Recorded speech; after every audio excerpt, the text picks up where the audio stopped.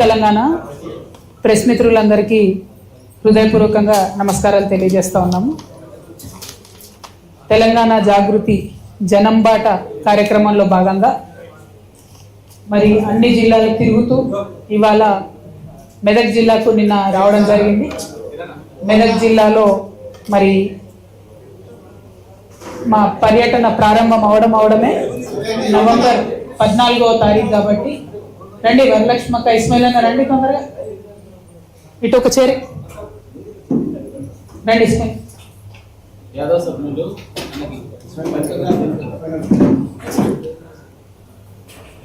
జనం బాటలో భాగంగా మరి మెదక్ జిల్లాకు రావడం జరిగింది. మెదక్ జిల్లాలో ఇప్పుడు 2 నియోజకవర్గాలు ఉన్నాయి, మెదక్ అండ్ నర్సాపూర్. ఇతరత్ర మండలాలు ఉన్నప్పటికీ కూడా 2 నియోజకవర్గాలు ప్రధానంగా ఉన్నాయి. మరి మేము మా పర్యటన ప్రారంభించడమే నర్సాపూర్లో మరి విఎన్ రెడ్డి గారు, దినేష్ రెడ్డి గారు వాళ్ళ పాఠశాలలో చిన్న పిల్లల్ని విద్యార్థులతోని చిల్డ్రన్స్ డే సెలబ్రేట్ చేసుకొని ప్రారంభించినాం. మరి నేను చాలా బలంగా నమ్మేటటువంటి అంశాల్లో ఏ దేశమైనా ఏ రాష్ట్రమైనా చిన్న పిల్లల్ని వృద్ధులను బాగా చూసుకోగలిగితే ఖచ్చితంగా బాగుపడుతుందని బలంగా నమ్ముతాను. అనేక చట్టాలు ఉన్నాయి పిల్లల ప్రొటెక్షన్ కోసం, అనేక చట్టాలు ఉన్నాయి సీనియర్ సిటిజన్స్ ప్రొటెక్షన్ కోసం, కానీ అవి అమలు అవ్వడం లేదు. వాటి అమలు మీద కూడా మనందరం దృష్టి పెట్టాల్సినటువంటి అవసరం ఉన్నది ప్రభుత్వాలుగా. అదేవిధంగా మరి ఆ తర్వాత రెడ్డిపల్లి అనేటటువంటి గ్రామానికి వెళ్ళడం జరిగింది. ఈ గ్రామం నర్సాపూర్ మండలంలో ఉన్నది. ఆ గ్రామంకి ఒక విచిత్రమైన పరిస్థితి ఉన్నది. ఒక పక్క RRRలో వాళ్ళ భూములు పోతున్నాయి, ఇంకొక పక్క కాళేశ్వరంలో వాళ్ళ భూములు పోయినాయి, ఇంకొక పక్క రైల్వే లైన్ వాళ్ళు వచ్చి సర్వే చేసిపోయారు. అది ఎటు దిక్కు వస్తుందో అర్థం కాని పరిస్థితి ఉన్నది. అంటే RRRలో నర్సాపూర్ మండలంలో 13 విలేజెస్లో ఉన్నటువంటి భూమి పోతున్నటువంటి సందర్భం ఉన్నది. కానీ రెడ్డిపల్లి ప్రత్యేకం ఎందుకంటే రెడ్డిపల్లి రైతులు నాకు నిన్న మొత్తం బొమ్మ కూడా చూపించి వివరంగా చెప్పారు. అక్కడ దాకా మంచిగా వచ్చిన రింగ్ రోడ్డు రెడ్డిపల్లి రాగానే ఇట్లా వంకరమైంది. నా మాటలు కాదు, అక్కడ ఉన్నటువంటి ఒక రైతు చెప్పిన మాట నేను చెప్తా ఉన్నా. నీటిలో నీరు గట్టే ఎట్లా తిరుగుతుందో రెడ్డిపల్లి రాగానే రింగ్ రోడ్ అట్లా వంకలు తిరిగి, మరి ఎందుకోసం వంకర తిరిగింది రింగ్ రోడ్ అని వారిని రైతులను అడిగితే పెద్ద నాయకులు దాదాపు 3 పేర్లు చెప్పారు. బీఆర్ఎస్ పార్టీలో ఉన్న పెద్ద నాయకులవి.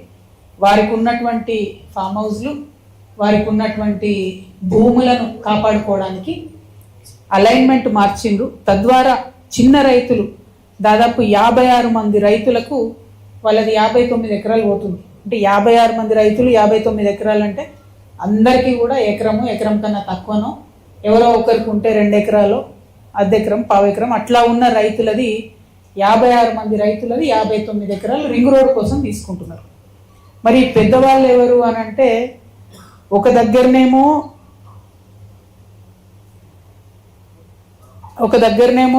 రెడ్డిపల్లి, చిప్పల్తిర్తి, తునికి ఈ 3 గ్రామాల మధ్యలో ఒక 400 ఎకరాల ఫామ్ హౌస్ వచ్చింది. దాని అలైన్మెంట్ మార్చి ఈ ఫామ్ హౌస్ పక్క నుండి పోయేటట్టు చేసుకున్నారు. తద్వారా ఆ భూమి విలువ పెరగాలి. అక్కడ ఒక 5 స్టార్ రిసార్ట్ రన్ చేస్తూ ఉన్నారు. దాంట్లకు ఈ గ్రామాల ప్రజలకు ఎంట్రీ లేదట. సో ఈ గ్రామస్తులు అక్కడ ఏముందో చూద్దామని పోతే బైక్ మీద దొంగతనంగా మేము సంగారెడ్డి వాళ్ళం, హైదరాబాద్ వాళ్ళం అని చెప్తే అందులోకి రానిచ్చిరేరు ఫంక్షన్ ఉన్నప్పుడు. వాళ్ళు చూసొచ్చి చెప్పినటువంటి మాట గ్రామస్తులు, ఇది నాకు ప్రూఫ్ లేదు, కాకపోతే వాళ్ళు చెప్పేటటువంటి పేరు ఈ ఫామ్ హౌస్ హరీష్ రావు గారిది అని చెప్తా ఉన్నారు. అందుకని అలైన్మెంట్ మార్చినారని చెప్తున్నారు. అదేవిధంగా చిన్న చింతకుంట గ్రామంలో గంగుల కమలాకర్ గారికి 15 ఎకరాల ల్యాండ్ ఉంది. అక్కడ 15 ఎకరాల్లో ఆయన కెమికల్ ఫ్యాక్టరీ పెట్టాలని కూడా వారు ట్రై చేస్తే చిన్న చింతకుంట గ్రామస్తులందరూ కూడా మరి వ్యతిరేకం చేస్తే ఆ ప్రపోజల్ ఆయన ఆపేసి, కానీ ఓనర్షిప్ వారిదే ఉందని చెప్తా ఉన్నారు. నాకు క్లారిటీగా లేదు. అయితే దానికోసం అలైన్మెంట్ మార్చిరని చెప్తున్నారు. అంటే లిటరలీ వాళ్ళు నాకు చెరువు దగ్గర తీసుకుపోయి చూపించారు. ఫస్ట్ అలైన్మెంట్లో గంగుల కమలాకర్ గారి ద్వారా ల్యాండ్ ద్వారా పోతుంది కాబట్టి మార్చిండ్రు. ఇంకొక అలైన్మెంట్ ఈ 400 ఎకరాలు హరీష్ రావు గారిది అని చెప్పబడుతున్నటువంటి ల్యాండ్ పక్క నుండి వచ్చేటట్టు మార్చిండ్రు. ఇంకొక అలైన్మెంట్ మన నవీన్ రావు గారు అని ఎమ్మెల్సీ ఉంటారు, ఆయనది 18 ఎకరాల ల్యాండ్ ఉంది. ఆ ల్యాండ్ పోకుండా మార్చిర్రు అని చెప్తుంది. సరే, ఇది ఎవరి ల్యాండ్ ఏందన్నది వాళ్ళు వచ్చి క్లారిటీ ఇచ్చుకోవాలి. ఎందుకంటే గ్రామస్తులు పదే ఈ పేర్లే చెప్పారు. నిన్న మీరు అందరు కూడా చూసి లైవ్ ఉంది, సీక్రెట్ ఏం లేదు. అదే పేర్లు చెప్తూ వచ్చి. ఇక్కడ నా బాధ ఏంటంటే ఇట్లాంటి విషయాలు కేసీఆర్ గారికి తెలిస్తే ఎట్టి పరిస్థితుల్లో వాళ్ళు ఒప్పుకునేవారు కాదు. ఇది నేను ఇక్కడ అబ్జర్వ్ చేసిన నిన్న మెదక్లో. ఎందుకు ఓడిపోయినాం మెదక్ అని ఆలోచన చేసి ఇట్లాంటి పనులు చేయడం వల్ల ఓడిపోయాను. కేసీఆర్ గారి కళ్ళకు గంతలు కట్టి ఇట్లాంటి పనులు చేయడం ద్వారా ఓడిపోయాను. సరే నేను బీఆర్ఎస్లో లేను, కానీ లోపాలు ఏంది అని అనలైజ్ చేసుకోవాలి కాబట్టి చెప్తాం. పక్కన నర్సాపూర్ పోయినాం, తొగొంట పోతుంటే షెడ్ మన మడిగలు ఉంటాయి కదా, మడిగలల్లో ఎస్టీ బాలుర హాస్టల్ నడిపిస్తారు, ఎస్టీ బాయ్స్ హాస్టల్. మడిగలు లిటరల్లీ మడిగలు 5వ తరగతి నుంచి 12వ తరగతి వరకు పిల్లలు ఉంటారు. అంటే ఏంటంటే ఆ మడిగే పక్కకే రోడ్డు పోతుంది, స్టేట్ హైవే, విపరీతమైన స్పీడ్తో వెహికల్స్ పోతుంటాయి. ఆ టీచర్లకు ఎంత కష్టం అంటే ఆ పిల్లల్ని కాపాడుకోవాలి, వాళ్ళు బయటకు పోకుండా. పిల్లలు ఆడతారు, మగపిల్లలు దుందుడుకు ఉంటారు, ఏమైనా అయితే ఎవరి రెస్పాన్సిబిలిటీ? మనకేం అవసరం లేదు. ఎందుకంటే ఆ మడిగలకు ఎక్స్ఎమ్మెల్యే మదన్ రెడ్డి గారికి నెలకు 1,60,000 రూపాయలు కిరాయి వస్తుంది, బాజాప్తా బై చెక్ వస్తుంది. అంటే ఈ హాస్టల్ని ఎస్టీ బాయ్స్ హాస్టల్ ఏదైతే పెట్టిరో అది కనుక కేసీఆర్ గారు చూసుంటే ఎట్టి పరిస్థితులలో ఒప్పుకునే వాళ్ళు కాదు. ఎస్టీ బాయ్స్ హాస్టల్ శాంక్షన్ చేసిరు, దానికి డెఫినెట్గా ఒక సేఫ్ బిల్డింగ్ ఉండాలి. అంటే అప్పుడున్న ఎమ్మెల్యే గారు ఆయన మడగలు ఇచ్చేసి ఎంత అన్యాయం అండి. సరే పోనీ టెంపరీగా లేదో 2 నెలలు 3 నెలలు నలిపినట్టు ఒకటి. 5 సంవత్సరాల నుంచి అదే కథ. 5 సంవత్సరాలలో మార్చుకోరాదా? పోనీ 2 నెలలు 3 నెలలు ఐ అండర్స్టాండ్, కానీ 5 సంవత్సరాల తర్వాత కూడా ప్రత్యేకంగా బిల్డింగ్ కట్టించకుండా, లేదు మంచి బిల్డింగ్లోకి మార్చకుండా చాలా అన్యాయం. ఇది చాలా దారుణం. ఇప్పుడున్న ప్రభుత్వాన్ని నేను రిక్వెస్ట్ చేస్తున్నా, ఇమీడియట్గా హాస్టల్ మార్చండి దయచేసి. నేను వెళ్ళి చూసిన, అక్కడ కూర్చొని పిల్లలతో పాటు తిన్నా, మంచిగా ఉంది, ఫుడ్ బాగుంది, టీచర్స్ ప్రయత్నం చేస్తున్నారు. కానీ ఎంత ప్రయత్నం చేసినా రోడ్డు మీద కూర్చొని వాళ్ళు ఏం చదవాలి, ఆ పొల్యూషన్ ఎట్లుంటుంది, దయచేసి ఆలోచించవలసిందిగా ఇప్పుడు ప్రభుత్వానికి నేను చెప్తా ఉన్నా. సో బేసికల్లీ సెకండ్ రెడ్డిపల్లి ప్రాంతానికి పోయినప్పుడు ఆ రెడ్డిపల్లి రైతుల బాధలు వర్ణనాతీతంగా ఉన్నాయి. వారి కోసము కలెక్టర్ గారు వచ్చి ఏం చెప్తారంటే, మీ RRRలో పోయేటటువంటి మీ భూమిని నేను 3 విడతలుగా పేమెంట్ చేస్తాను అని చెప్తున్నాడు కలెక్టర్ గారు. కానీ ప్రజలు నమ్మడం లేదు. నేను కోరేది ఒకటే కలెక్టర్ గారిని, మీరు 3 విడతలుగా డబ్బులు ఇస్తా అంటే 3 విడతలుగా ఎకరానికి మీరు ఇస్తానన్నటువంటి 44 లక్షల రూపాయలు కాకుండా 1 కోటి రూపాయలు ఇవ్వాలని అక్కడ డిమాండ్ చేస్తూ ఉన్నారు ప్రజలు. అది కూడా మీరు రిటర్న్లో ఇవ్వండి, రాసి ఇవ్వండి, మేము 3 దఫాలుగా ఈ 1 కోటి రూపాయలు పేమెంట్ చేస్తామని రైతులు భూమి ఇవ్వడానికి రెడీగా ఉన్నారు. లేదంటే అక్కడ కాళేశ్వరం కాలువ ఏదైతే ఆ ఊరు నుంచి పోతుందో అక్కడ ఒక 156 ఏకర్స్ 156 ఎకరాలు ఎక్సెస్ ఉన్నది ల్యాండ్. భూమికి బదులుగా భూమి ఇవ్వమని అక్కడ రైతులందరూ కూడా వాళ్ళ మాటగా మీడియా తరఫున ప్రభుత్వానికి చెప్పమని నాకు నిన్న కోరినారు. భూమి బదులు భూమి ఇచ్చినా వెళ్ళిపోతాం, లేదు 1 కోటి రూపాయలు పర్ ఏకర్ ఇస్తాం, 3 దఫాలుగా ఇస్తామని రాతపూర్వకంగా ఇచ్చినా వెళ్ళిపోతామని చెప్పి వారు కోరడం జరిగింది. అయితే ఇక్కడ ఇంకొక సమస్య ఏముందంటే, పాపం చాలా మంది వేములఘాట్లో, మల్లన్న సాగర్లో భూములు పోయిన వాళ్ళు వచ్చి రెడ్డిపల్లిలో కొనుక్కున్నారు. ఇప్పుడు వాళ్ళ ల్యాండ్ మళ్ళీ పోతుంది RRRలో. సో బీభత్సమైన పరిస్థితి ఉంది. ఇక్కడ ఈ ఒక్క జిల్లాలోనే కాదు, నేను నల్గొండలో కూడా ఇదే పరిస్థితి చూసిన. సో నేను ప్రభుత్వాన్ని రిక్వెస్ట్ చేసేది ఏంటంటే, డబుల్ ఎవరి అయితే మనం ల్యాండ్ అక్వైర్ చేస్తున్నామో వాళ్ళకు కొంత సానుభూతితో ఆలోచించి మంచి ధర ఇవ్వవలసిందిగా నేను రిక్వెస్ట్ చేస్తూ ఉన్నాను. ఆ తర్వాత మేము గన్పూర్ ఆయకట్టుకు పోయినాం, ఏడుపాయల దుర్గమ్మని దర్శించుకున్నాం. అయితే అమ్మవారు సంవత్సరం పొడుగుతా ప్రతి సంవత్సరం ఒక 60 రోజులు మునిగిపోతూ ఉన్నారు కాబట్టి గన్పూర్ ఆయకట్టు ఎత్తు పెంచాలి అని చెప్పి మేము డిమాండ్ చేస్తూ ఉన్నాం. ఎత్తు పెంచడానికి డబ్బులు ఆల్రెడీ శాంక్షన్ అయి ఉన్నాయి, కానీ ఇరిగేషన్ మంత్రిగా మరి అప్పుడు హరీష్ రావు గారే ఉండే, కానీ ఆయన ఎందుకో మరి పట్టించుకోలేదు. ఈ గన్పూర్ ఆయకట్టు 0.2 TMC ఉండే, ఇసుక పేరుకపోయి 0.138 TMCకి దాని కెపాసిటీ పడిపోయింది.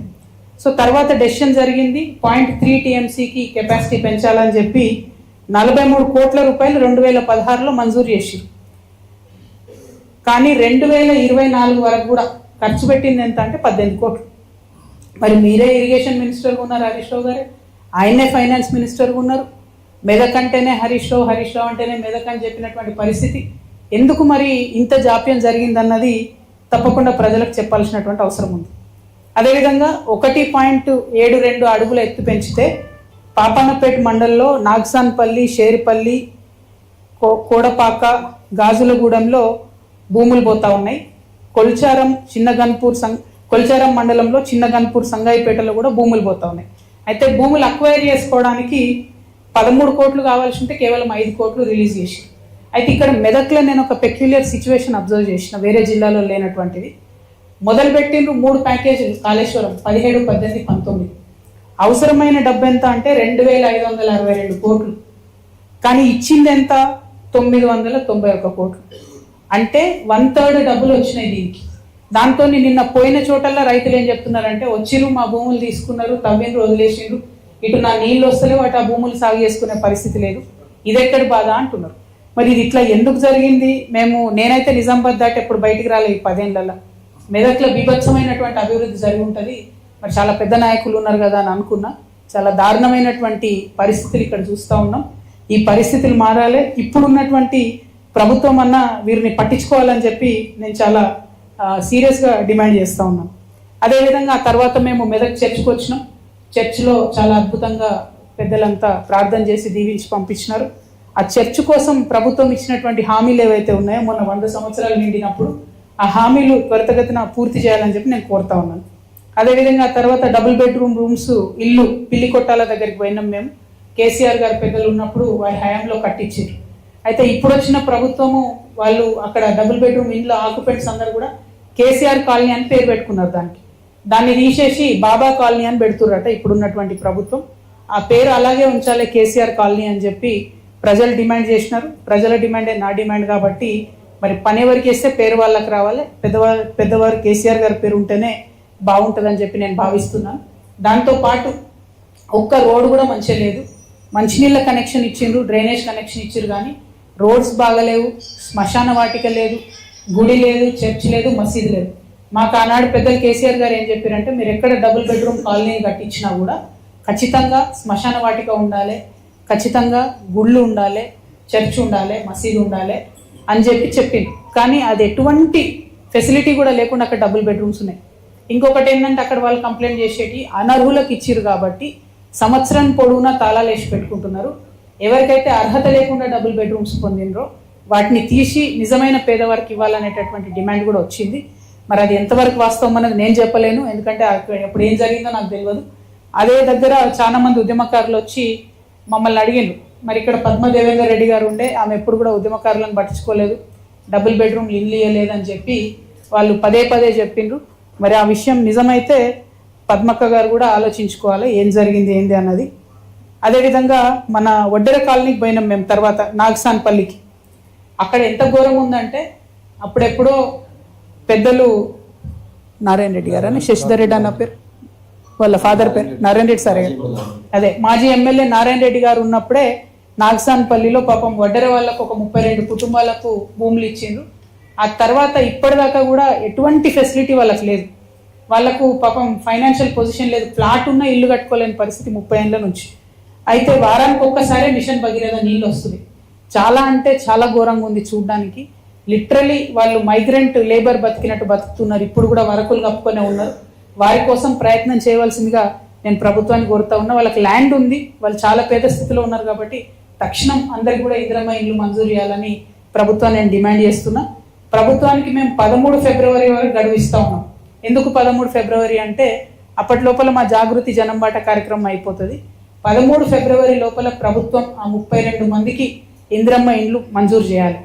లేదంటే మేమే తెలంగాణ జాగృతి నుండి అక్కడ శ్రమదానం చేస్తాం, రోడ్లు వేస్తాం, ఇండ్లు కడతాం, నిరసనగా కడతాం ప్రభుత్వానికి. మేము ఒక చిన్న సంస్థ, మేము పెద్దగా ఒకేసారి చేయలేకపోవచ్చు, కానీ ఖచ్చితంగా ప్రజలను ఆదుకోవడానికి ఎట్లా చేయొచ్చు, సీరియస్నెస్ ఉంటే, సిన్సియారిటీ ఉంటే అని చెప్పి చెప్పడానికి చేస్తాం.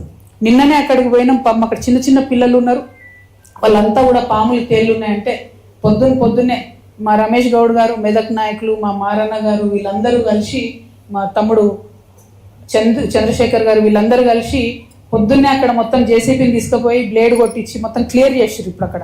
ఎందుకంటే అట్లీస్ట్ నడవడానికి పాములు తేలి లేకుండా ఆ చిన్నపిల్లలకు ఫెసిలిటీ ఉంటుంది. కాబట్టి ప్రభుత్వాన్ని నేను కోరుతా ఉన్నా, ప్రజలే వాళ్ళ పని వాళ్ళు చేసుకోవడానికి మీరు మజ్బూర్ చేయొద్దు మమ్మల్ని. ఖచ్చితంగా 13 ఫిబ్రవరి లోపల మరి ఇల్లు మంజూరు చేయాలని చెప్పి నేను కోరుతా ఉన్నా. ఇక విద్య గురించి ఆలోచిస్తే మెదక్ జిల్లాలో దారుణమైన పరిస్థితి ఉన్నది. యూనివర్సిటీ అయితే లేదు మనకు మెదక్కు, ఉన్నది ఒకటే పీజీ సెంటరు. అక్కడ ఉన్న కోర్సుల్లో సగం కోర్సులు వెనక్కి వెళ్ళిపోయినాయి, ఎందుకంటే లెక్చరర్ లేరు. ఆయనతో కూడా లేదా 3 కోర్సులు నడుస్తున్నాయి పీజీ సెంటర్, అది కూడా క్లోజ్ అయింది. మహానాయకులు ఉన్న దగ్గర ఇట్లే జరుగుతుందని నాకు ఇప్పుడే కొత్త జ్ఞానోదయం అవుతుంది. ఎందుకంటే మేము చాలా చాలా గొప్పగా తీసుకున్నాం మెదకంటే, మరి ఇంత ఘోరంగా ఉందని మాత్రం అనుకోలేదు. ఒక పీజీ సెంటర్ కూడా లేదు, పీజీ సెంటర్ లేదు. కాబట్టి పీజీ సెంటర్ని మరి తక్షణమే తీసుకురావాలి. అదేవిధంగా ఇక్కడ జోన్ ఏదైతే ఉందో సిరిసిల్ల జోన్లో ఉన్నాం మనం. దీంతో హైదరాబాద్లో వచ్చే ఏ ఉద్యోగానికి కూడా ఇక్కడ యువతి యువకులకు అవకాశం వస్తలేదు. కాబట్టి హైదరాబాద్కి కూతవేటు దూరంలో ఉంది. కాబట్టి ప్రభుత్వం ఆలోచన చేసి మరి చార్మినార్ జోన్లో మెదక్ నర్సాపూర్ కలపాలని చెప్పి నేను డిమాండ్ చేస్తూ ఉన్నాను. అదేవిధంగా ఇందాక అన్న చెప్పినట్టు ఎక్కడ కూడా ఒక్క హాస్టల్ కూడా సొంత భవనం కనిపిస్తలేదు. మెడికల్ కాలేజ్ ఇచ్చిరు ఇక్కడికి, అందులో 100 సీట్లతో ఇచ్చిరు. హాస్టల్ భవనం సరిగ్గా లేదని 50 ఇప్పుడు కొడంగల్కి పట్టుకపోయారు 50 సీట్ల అందుకే. ముఖ్యమంత్రి గారు మీరు ఒకవేళ మెదక్ల ఫెసిలిటీ బాగాలేకపోతే బాగా చేయాలి, కానీ ఇక్కడ ఉన్నటువంటి సీట్లు మీ కాన్స్టిట్యున్సీకి పట్టుకపోవడం అయితే కరెక్ట్ కాదు. ఇక్కడ ఉండేటటువంటి నర్సింగ్ కాలేజ్ కానీ మెడికల్ కాలేజ్ కానీ తక్షణమే మంచి భవనాలు కట్టాలి. ఎందుకంటే 180 కోట్లు శాంక్షన్ అయ్యి 3 ఏళ్ళు అవుతుంది భవనాల కోసం. నర్సింగ్ కాలేజ్కి 20 కోట్లు శాంక్షన్ అయ్యి చాలా రోజులు అవుతుంది. కానీ 20 ఎకరాలు ల్యాండ్ అక్వైర్ చేయాలంటే అందులో ఓన్లీ 12 ఎకరాలు మాత్రమే ల్యాండ్ అక్వైర్ అయింది. కాబట్టి ఈ ఫండ్ అంతా కూడా ఆగిపోయింది. దాన్ని అడ్వాంటేజ్ తీసుకొని ఇక్కడ రావాల్సిన సీట్లను సీఎం గారు తీసుకుపోయి కొడంగల్లో పెట్టుకున్నారు. ఇది కరెక్ట్ కాదు. మెదక్ జిల్లా ప్రజలకు మెడికల్ కాలేజ్ అందుబాటులోకి రావాలి. అయితే ఈ లోపల ఇవన్నీ సగం సగం చేసిన పనులు. కాబట్టి ఏం జరిగిందంటే ఆ హాస్పిటల్ని టీచింగ్ హాస్పిటల్ చేసింది. ఇప్పుడు అది నా గర్కన్నా ఘాట్కా అన్నట్టు అయిపోయింది. అటు ఫుల్ టైం హాస్పిటల్ కాదు, ఇటు పిల్లలు నేర్చుకునేటటువంటి పరిస్థితి లేదు. సో మెదక్ జిల్లా ప్రజలకు చాలా ఇబ్బందికరంగా మారింది.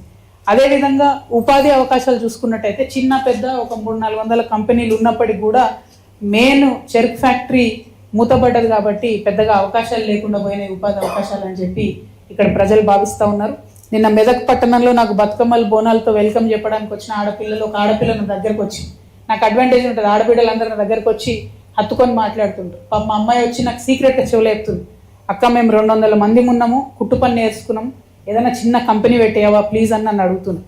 చాలా బాధ అనిపించింది. తప్పకుండా మెదక్లో మంచి కంపెనీలు రావాలి. రావడం కోసం ఒక సంస్థగా మేము కూడా ప్రయత్నం చేస్తామని మెదక్ బిడ్డలందరికీ కూడా చెప్తా ఉన్నాం.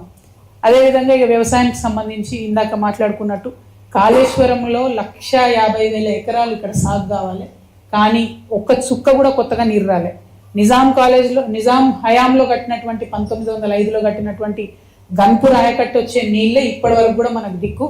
ఒక్కటంటే ఒక చుక్క నీరు కూడా అదనంగా హరీష్ రావు గారు ఇరిగేషన్ మంత్రిగా ఉన్నా కూడా రాలేదు. ఇది చాలా దారుణమైనటువంటి పరిస్థితి. అదేవిధంగా చాలా మంది రైతులు చెప్తా ఉన్నారు, సరే వీళ్ళు ప్రాజెక్టులు కడుతున్నారు, చాలా అంటే ఆలోచించదగ్గ విషయం. ప్రాజెక్టులు కడతా ఉన్నారు, కానీ ప్రాజెక్టులు కట్టి నీళ్ళు ఇస్తే రైస్ ప్రొడక్షన్ పెరిగితే కనీసం గోడౌన్ ఎక్కడ కడతలేరు, ఆలోచన కూడా చేస్తలేరు.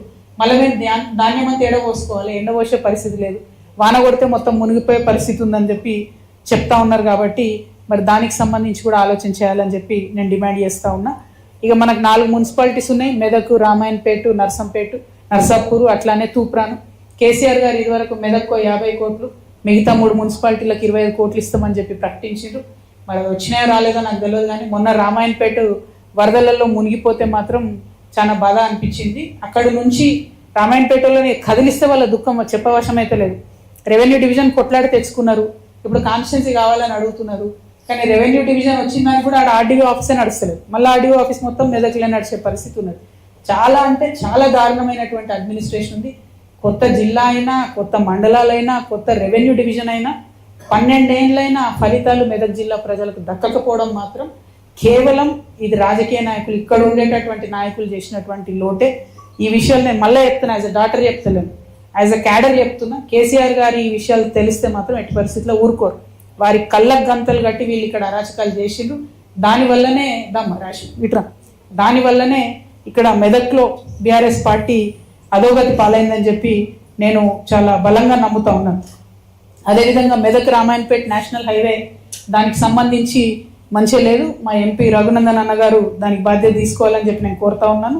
ఇక మెదక్లో చాలా సమస్యలు ఉన్నాయి. కాకపోతే ముఖ్యమంత్రి గారు కూడా వచ్చి ఇక్కడ శంకుస్థాపన చేసిపోయినట్టున్నారు. రామాయణపేటలో యంగ్ ఇండియా స్కూల్ కడతాం 205 కోట్లతోనని 2024 డిసెంబర్లో శంకుస్థాపన చేసిపోయిన ఆయన.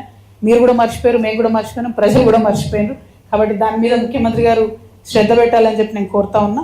ఇక మెదక్కి వచ్చేటప్పటికి మినీ ట్యాంక్ బండ్ సగంలో ఉంది, రైతు బజార్ సగంలోనే ఉంది, ఇంటిగ్రేటెడ్ మార్కెట్ సగంలోనే ఉంది, చిల్డ్రన్ పార్క్ సగంలోనే ఉంది. వైకుంఠధామం తీసుకుపోయి ఊరు బయట కట్టిరు, 10 ఫీట్ల లోపలికి కట్టిరు. వాన పడితే కనీసం శవాన్ని దహనం చేసేటటువంటి పరిస్థితి కూడా మెదక్లో లేదు. ఇక మరి రింగ్ రోడ్ కావాలని చెప్పి ప్రజలు అడుగుతూ ఉన్నారు, ఖిల్లాన్ని డెవలప్ చేయాలి, టూరిజం వస్తుందని అడుగుతున్నారు. ఇవన్నీ కూడా అయిపోయి ఉంటాయి ఇప్పటికే. మెదక్ అంటే నెక్స్ట్ న్యూయార్క్ అనుకున్నా నేను. మెదక్ వచ్చినాక తెలిసింది ఇంత గొప్ప గొప్ప నాయకులు ఉన్న దగ్గర కూడా మరి ఇన్ని కష్టాలు ఉంటాయని చెప్పి. సరే, ఇవన్నీ ఇక మనము మాట్లాడుకుంటూ ఎంత మాట్లాడుకున్నా కష్టాలు తీరవు, కానీ జరగాల్సినటువంటి అభివృద్ధి మాత్రం జరగాలని చెప్పి నేను బలంగా కోరుకుంటూ, మీ అందరికీ తెలుసు తెలంగాణ జాగృతి జనం బాటలో భాగంగా ఒక నినాదంతో మేము బయలుదేరినాం. ఆ నినాదం ఏంటిది అంటే, ప్రపంచవ్యాప్తంగా ప్రజలకు మంచి జరగాలని కొంత ఆలోచన పరులు ఎక్కడ బయలుదేరినా కూడా సిన్సియర్గా చేసినటువంటి ఆ ఉద్యమాలన్నీ కూడా సక్సెస్ అయింది. మొట్టమొదటి ఫ్రెంచ్ రెవల్యూషన్, స్వేచ్ఛ, సమానత్వం, సౌభ్రాతృత్వం అనేటటువంటి నినాదంతో బయలుదేరినటువంటి ఫ్రెంచ్ ప్రజలు సాధించుకున్నారు, లిబర్టీ వచ్చింది వాళ్ళు. ఆ తర్వాత మన దగ్గర దానికి కూడా మెదక్ గడ్డనే పురుడు పోసింది. భూమి కోసం, భుక్తి కోసం, విముక్తి కోసం అని మన తెలంగాణ రైతులు సాయుధ రైతాంగ పోరాటం చేస్తే దాన్ని కూడా మనం సక్సెస్ చేసుకున్నాం. ఆ తర్వాత కేసీఆర్ గారి నేతృత్వంలో నీళ్లు, నిధులు, నియామకాలు అని చెప్పి మనం తెలంగాణ భౌగోళిక రాష్ట్రం కోసం పోరాటం చేస్తే దాన్ని కూడా సాధించుకున్నాం. ఇవాళ నేననేది ఏంటంటే, మన తెలంగాణ సామాజిక తెలంగాణగా పరిడవిల్లాలంటే, ప్రతి ఒక్కరికి మంచి జరగాలంటే సామాజిక తెలంగాణ సాధన కోసం తెలంగాణ జాగృతి ముందడుగేసింది. అవకాశం, అధికారం, ఆత్మగౌరవం అనే నినాదంతో మేము ముందుకెళ్తా ఉన్నాం. ప్రతి ఒక్కరికి పరిపాలనలో అవకాశం రావాలి, దాంతో అధికారం రావాలి, దాంతో ఆత్మగౌరవం రావాలి. ఇప్పటి వరకు కూడా ఏ ఒక్క చిన్న పదవి అనుభవించినటువంటి అనేక కులాల వారు ఉన్నారు, అనేక వర్గాల వారు ఉన్నారు. వారికి అవకాశం రావాలి, మా ఆడబిడ్డలకు మంచి మంచి అవకాశాలు రావాలి. ఎటువంటి పొలిటికల్ బ్యాక్గ్రౌండ్ లేనటువంటి యువతీ యువకులకు మంచి అవకాశాలు రావాలి. అది జరగాలంటే సామాజిక తెలంగాణ సాధనే మార్గం. మరి హైదరాబాద్కి కూతవేటు దూరంలో ఉన్నటువంటి మెదక్ జిల్లాలో పర్ క్యాపిటా ఇన్కమ్ అంటే తలసరి ఆదాయం 2,24,000 రూపాయలు ఉన్నది. అదే యావరేజ్ తెలంగాణ తలసరి ఆదాయం 3,17,000 పైచిల్కు ఉన్నది. అంటే ఇంత కూతవేటు దూరంలో ఉన్నప్పుడు కూడా ఇంత డిఫరెన్స్ ఉంది అని అంటే అందరికీ ఫలాలు సరిగ్గా అందలేదు అనేటటువంటిది స్పష్టమవుతున్నది. కాబట్టి సరైన అవకాశాలు రావాలని చెప్పి నేను బలంగా కోరుతా ఉన్నాను. ప్రత్యేకించి మన యువతకి గ్రూప్ 1 ఉద్యోగాలలో ఈ ప్రభుత్వం చేస్తున్నటువంటి అన్యాయం, తెలుగు మీడియంలో, ఉర్దూ మీడియంలో రాస్తున్నటువంటి వాళ్లకు మన ప్రభుత్వం చేస్తున్నటువంటి, ఈ ప్రభుత్వం చేస్తున్నటువంటి అన్యాయం. అదేవిధంగా ఎప్పుడు ఎవరు ఉద్యోగాలు అడిగినా కూడా ఉట్టి గ్రూప్సే అన్నట్టు మభ్య పెడతా ఉన్నారు. కానీ వాస్తవానికి పోలీసులలో నియామకాలే జరుగుతలేవు, మొత్తం ఖాళీగా ఉన్నాయి. జేఎల్లు, డిఎల్లు, ఏఈలు వీళ్ళని మాట్లాడతలేరు. అసలు హెల్త్ సెక్టార్స్లో ఏఎన్ఎంస్, ల్యాబ్ టెక్నీషియన్స్ వాళ్ళని తీసుకుంటలేరు. యూనివర్సిటీలలో ఇంతవరకు పర్మనెంట్ స్టాఫ్ లేరు, టీచింగ్ కావచ్చు, నాన్ టీచింగ్ కావచ్చు. గ్రామ కార్యదర్శులు లేరు, రెవెన్యూ సిబ్బంది లేరు, మున్సిపల్ అడ్మినిస్ట్రేషన్లో కొరత ఉన్నది, ఎలక్ట్రిసిటీ డిపార్ట్మెంట్లో కొరత ఉన్నది. ఉన్నటువంటి ఉద్యోగుల మీదనేమో అడిషనల్ బర్డెన్. అంటే ఒక అంగన్వాడీ టీచర్ ఉంటే ఎంత దారుణం అంటే, మీరు ప్రెస్ మిత్రులందరూ కూడా సీరియస్గా ఆలోచించాలి. అంగన్వాడీ టీచర్ ఉంటే 2 యాప్లు మెయింటైన్ చేయాలి, ఆమె ఒక 10 రిజిస్టర్లు మెయింటైన్ చేయాలి. 2 యాప్లు, ఒక 10 రిజిస్టర్లు ఒక అంగన్వాడీ టీచర్ మెయింటైన్ చేస్తే ఆమె హెల్పరు, టీచరు గర్భిణీ స్త్రీలను ఏడా చూసుకోవాలి, పిల్లల్ని ఏడా చూసుకోవాలి. మరి ఆ పరిస్థితి అంతా కూడా చాలా దారుణంగా ఉన్నది. ఉన్న ఉద్యోగులను బర్డెన్ చేస్తున్నాం.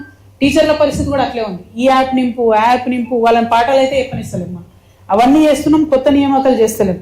గురుకులాలలో గెస్ట్ ఫ్యాకల్టీస్ లేవు, హాస్టల్ వార్డెన్స్ లేరు, ఆర్ఎన్బి నియామకాలు లేవు, ఆర్టీఐలో లేదు. అంటే ఎందుకు ఇవన్నీ చెప్తా ఉన్నంటే, ఓవరాల్గా రాష్ట్రంలో ఉన్నటువంటి పరిస్థితులన్నీ మనం గమనిస్తే మన తెలంగాణ సామాజిక తెలంగాణ కావాలంటే అన్ని రకాల మార్పులకు నాంది పలకాలి మనం.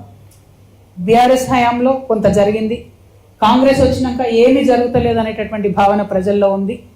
మరి అది పోవాలి, మార్పు నిజంగా మొదలవ్వాలంటే తెలంగాణ జాగృతిలాగా బలంగా ప్రజల పక్షాన నిలబడి అడిగే వాళ్ళు ఉండాలనే ఉద్దేశంతోనే మేము ఈ జాగృతి జనంబాట కార్యక్రమం మొదలుపెట్టినాం. ఈ జనంబాటలో మేము ఒకటే అంశం చేస్తున్నాం, సమస్యల దగ్గరికి వెళ్తున్నాం, ప్రజల దగ్గర నుండి సమస్యలు తెలుసుకుంటున్నాం, దాన్ని ప్రభుత్వం దృష్టికి తీసుకొస్తున్నాం. తద్వారా దాన్ని పరిష్కరించేటటువంటి ప్రయత్నం చేస్తూ ఉన్నాం. ఇది అది అని కాదు, ఏ రంగంలో అయినా మేము ప్రయత్నం చేస్తున్నాం. అందుకే ప్రతి జిల్లాకు 2 రోజులు ఉంటున్నాం. నిన్న చాలా సమస్యలు విన్నాం. ఇలా పొద్దున కూడా ఇక్కడికి వచ్చేటప్పుడు నేను పాల రైతులతో మాట్లాడి రావడం జరిగింది. నిజంగా కూడా హైదరాబాద్లో ఉండే మాకు తెలుసు, పాలు పిల్లలకు పట్టాలన్నా మనం తాగాలన్నా చాలా టెన్షన్ అవుతుంది. దేంట్లో ఏ మందు కలిపినరో తెలియనటువంటి పరిస్థితి ఉన్నది. సో పాల రైతులకు మంచి సపోర్ట్ ఇవ్వాల్సినటువంటి అవసరం ఉన్నది. అయితే ఇక్కడ ఉన్నటువంటి పెద్ద నాయకులు వాళ్ళు ప్రైవేట్గా పాల వ్యాపారాలు పెట్టుకున్నారు. ఎస్సీ ఎస్టీ బీసీ హాస్టళ్లకు టెండర్లు లేకుండానే పాలు అమ్ముకొని వాళ్ళు పైసలు సంపాదించుకున్నారు. హరీష్ రావు గారు, వారి ఫ్యామిలీ, వారి సతీమణి అందరూ. కానీ మరి పాల రైతులకు మాత్రం లాభం జరగలేదు. ఈ మాట నేను ఎందుకు చెప్తా ఉన్నా అంటే, ఈ ముఖ్యమంత్రి గారికి సంబంధించినటువంటి ఇప్పుడున్న ప్రభుత్వంలో official PRO of the chief minister గారు అయోధ్య రెడ్డి బోరెడ్డి గారు 2024 సెప్టెంబర్ 22 రోజు 2024 సెప్టెంబర్ 22 రోజు ఒక ట్వీట్ చేసి ఏమనంటే, హరీష్ రావు గారు వారి సతీమణి పాల వ్యాపారంలోకి దిగిండ్రు. టెండర్లు లేకుండా ఎస్సీ ఎస్టీ బీసీ గురుకులాలకు వీళ్ళు పాలు సప్లై చేసుకున్నారు. అది బీసీలకు, ఎస్సీలకు, ఎస్టీలకు, మైనార్టీలకు దక్కాల్సినటువంటి అవకాశాలను వీళ్ళు తీసుకొని వీళ్ళు పాల మీద డబ్బు సంపాదించుకున్నారని చెప్పిండ్రు. కానీ ఆ తర్వాత 4-5 రోజులలో ట్వీట్ గాయం. అంటే ఇంత అవినీతి ప్రస్ఫుటంగా కనబడుతున్నా ప్రతి జిల్లాలో, నేను నల్గొండలో చెప్పిన, వరంగల్లో చెప్పిన, ఆదిలాబాద్లో చెప్పిన, ఇప్పుడు మెదక్లో చెప్తున్నా, హరీష్ రావు గారి బినామీలు, వారి కంపెనీలు, వారి దందాలు. ఇంతవరకు ముఖ్యమంత్రి గారు కనీసం కదులుతలేరంటే హరీష్ రావు గారికి ముఖ్యమంత్రి గారికి ఉన్న అండర్స్టాండింగ్ ఏంటిది, ఎందుకోసం ఆయనను కాపాడుతున్నాడు, ఈ ముఖ్యమంత్రి గారు చెప్పాల్సినటువంటి అవసరం ఉంది. అట్లానే అనేక విషయాలు మీ దృష్టికి తీసుకొచ్చినాం. ఈ తర్వాత ఈ ప్రెస్ మీట్ తర్వాత మరి మెదక్ జిల్లాలో ఉండేటటువంటి పెద్దవాళ్ళు, ఇంటలెక్చువల్స్ అందరినీ కూడా కలుస్తున్నాం. ఆ తర్వాత మళ్ళీ ఇంకా కొన్ని సమస్యలు చూసుకొని మేము హైదరాబాద్ వెళ్ళడం జరుగుతుంది. మీ అందరికీ మెదక్ జిల్లా ప్రజలకు ముఖ్యంగా నేను ఇచ్చేటటువంటి మాట ఏంటంటే, తెలంగాణ జాగృతులు వచ్చిరా పోయినరా అన్నట్టు కాదు. మేము ఏ జిల్లాకు పోయినా వెళ్ళే ముందు మంచిగా మళ్ళీ అడాప్ కమిటీలు వేసుకుంటున్నాం. మా కమిటీల ద్వారా ఈ సమస్యల మీద నిరంతరం పోరాటం చేస్తాం. తప్పకుండా తెలంగాణ జాగృతి సంస్థ ఇదివరకు ఎట్లా అయితే బలంగా ఉండేనో అంతకంటే ఎక్కువ బలోపేతం చేస్తాం. ప్రతినిత్యం ప్రజల్లో ఉంటాం. ఈ రాష్ట్రంలో ఒక ప్రశ్నించే శక్తిగా, ప్రజల యొక్క వజ్రాయుధంగా తెలంగాణ జాగృతి మారుతుంది రాబోయే కాలంలో అని స్పష్టం చేస్తూ మీ అందరికీ ధన్యవాదాలు తెలియజేస్తా ఉన్నాను. Thank you. జై తెలంగాణ, జై జాగృతి.